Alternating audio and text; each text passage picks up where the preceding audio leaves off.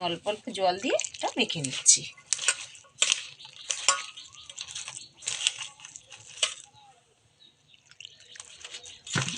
দিয়ে এবার আমি এর মধ্যে মাছটা দিয়ে দেবো, আমুদি মাছটা।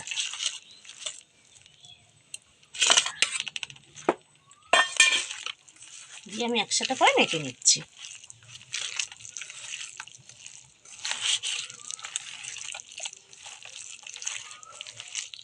মা, আজকে সন্ধ্যাবেলা চায়ের সাথে খাওয়ার জন্য কি বানাচ্ছ? আজকে আমি বানাচ্ছি ফিশ পকোড়া। তো বন্ধুরা আপনারাও দেখুন, আমার বৌমাকেও আমি শেখাচ্ছি।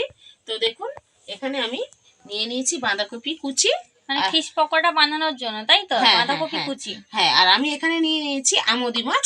আপনারা চাইলে যে কোনো কেটে ধুয়ে নুন হলুদ মাখিয়ে রাখা আমুদি মাছ, আর আপনারা চাইলে অন্য কোনো মাছ দিয়েও করতে পারেন। আমি আমুদি মাছ দিয়ে করছি। মানে বন্ধুদের যে যার যেমন মাছ পছন্দ করে তারা সেই ধরনের মাছ ব্যবহার করতে পারে ফিশ পকোড়াটা বানানোর জন্য, তাই তো? হ্যাঁ।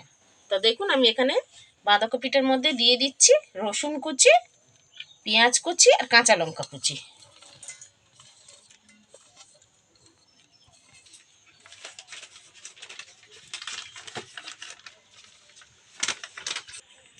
আর কি দিচ্ছ ওর আমি এর মধ্যে দিয়ে দিচ্ছি বড় চামচের 3 চামচ বেসন,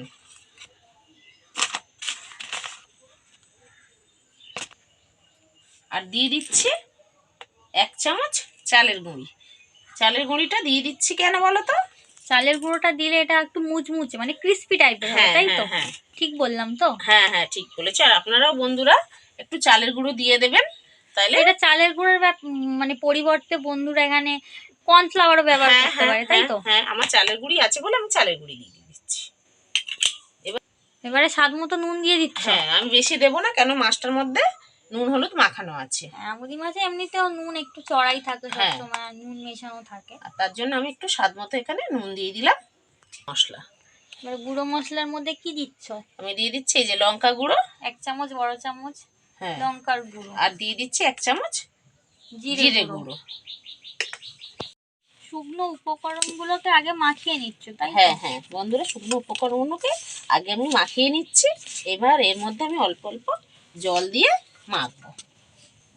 আপনারা দেখুন, আমি অল্প অল্প জল দিয়ে এটা মেখে নিচ্ছি।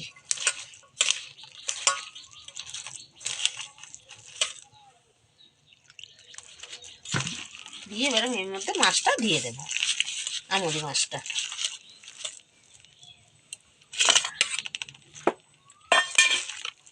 দিয়ে আমি একসাথে করে মেখে নিচ্ছি।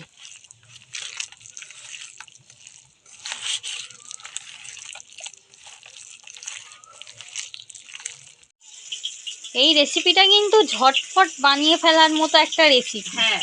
যে হঠাৎ করে হয়তো বাড়িতে কোনো অতিথি চলে এলো, তাদেরকে একদম খুব কম সময়ের মধ্যে, খেতে একটু অসুবিধা হবে যেহেতু কাঁটা মাছ আছে, ওই কারণে ভাজলে পরে কিন্তু এতটা কাঁটা বুঝে যাবে না। হ্যাঁ,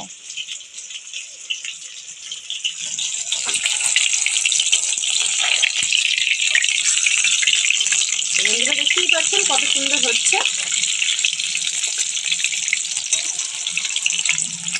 দেখে মনেই হচ্ছে না যে এটা আমুদি মাছের পকোড়া হচ্ছে। হ্যাঁ, একটু কমিয়ে দিচ্ছি মাছটা যাতে ভেতর অব্দি সেদ্ধ হবে। তো পকোড়াগুলো কি ভাজা হয়ে গেছে? হ্যাঁ, যে 3টা আমি দিয়েছিলাম দেখো কত সুন্দর হয়েছে। আপনারা বন্ধুরা দেখুন কত সুন্দর হয়েছে, কিন্তু দুর্দান্ত লাগছে। একদম একদম মনেই হচ্ছে না এটা আমুদি মাছের পকোড়া। হ্যাঁ, এটা কিন্তু ডালের সাথেও খুব ভালো যাবে। হয়তো ডাল হয়েছে, ডালের সাথেও খুব ভালো যাবে। ডালের সাথে মাছ ভাজার পরিবর্তে এরকম ধরনের পকোড়া বানিয়েও সার্ভ করা যেতেই পারে। হ্যাঁ, একটা নতুন ধরনের ইউনিক রেসিপি। হ্যাঁ, আমরা তো সাধারণত এটা মানে আমুদি মাছের ঝাল এরকম চচ্চড়ি খাই। একইভাবে আমি পকোড়াগুলো আবারও ভেজে নিচ্ছি।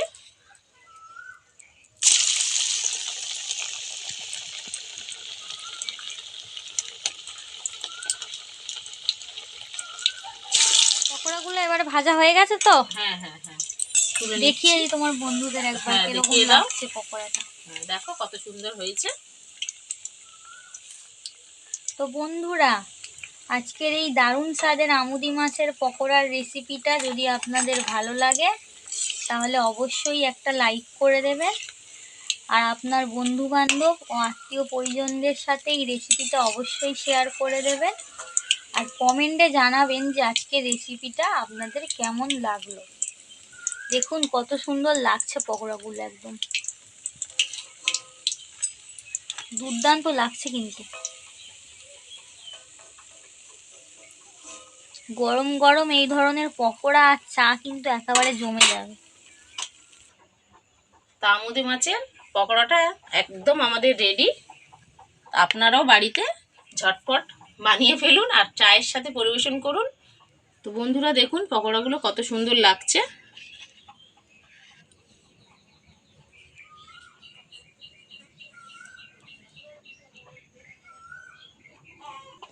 তো বন্ধুরা আজকের রেসিপিটা যদি আপনাদের ভালো লাগে অবশ্যই আমার পাশে থাকবেন আর আমাকে বেশি বেশি করে কমেন্ট করে জানাবেন। আমুদি মাছের পকোড়াটা আপনাদের ভালো লাগলে বেশি বেশি করে আমার চ্যানেলটিতে সাবস্ক্রাইব করবেন।